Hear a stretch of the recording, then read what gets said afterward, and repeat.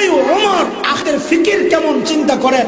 মৃত্যুর আগে দিয়া আবু লুলু ইহুদির সন্তান বিষাক্ত খঞ্জর দিয়া ফজরের ওয়াক্তে মসজিদে নববীতে হযরত ওমরের পেট ফাইরা গেছে, নাড়ি বুড়ি বের হয়ে গেছে, কাপড় পেঁচ দিয়ে হয়তো ওমরকে শোয়া দেওয়া হয়েছে।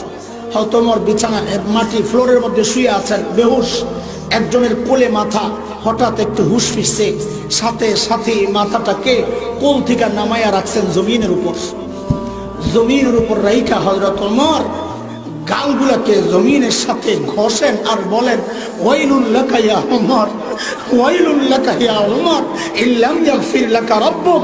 ওমর, তোমার রব যদি তোমাকে ক্ষমা না করে তুমি বড় বিপদে পড়ে যাবে। ওমরের এত টেনশন, হযরত আবু বকর গাছতলায় যায়া যায়া গাছের দিকে তাকায়া তাকায়া নিজেকে ভর্ৎসনা দিতেন আর বলতেন, ইবনে আবি কুহাফা, ও আবু কুহাফার বেটা, কেন তুই মানুষ হইলি? ইয়া লাইতানি কুনতু ওয়ারাকা, আমি যদি গাছের পাতা হইতাম তা আল্লাহর সামনে আমার দাঁড়াইতে হতো না। আখিরাতের ফিকির, আবু বকরের ফিকির, ওমরের ফিকির, ফিকির যাদের করা দরকার, আমার মতো গুনাহগারের তাদের কোনো ফিকির নাই। কি জবাব মালিকের সামনে? কি জবাব ভাই?